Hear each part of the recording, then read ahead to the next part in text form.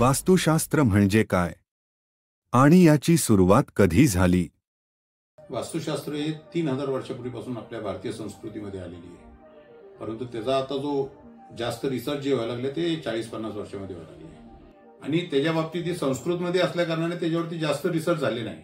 परंतु आता थोडंसं त्याच्यावरती खूप काही हे मिळायला लागले रिव्ह्यूज आणि खूप लोकांनी त्याला भाषांतर करून वास्तूवरती आता काही काही ज्या गोष्टी खऱ्या आहेत तर त्या गोष्टींवरती आकलन करून माणसं आता वास्तूवरती सगळेजण लक्ष देऊन वास्तू करून प्रत्येक ऑफिस, त्यांचे कार्यालय, त्यांचे घरं, त्यांचे बंगलोज हे सगळे ते लोक करायला लागले. त्यामुळे मला वाटतंय की वास्तू ही प्रत्येकाने करावी. आपल्या घराची वास्तू, ऑफिसची, त्यानंतर मग आपल्या बंगल्याची.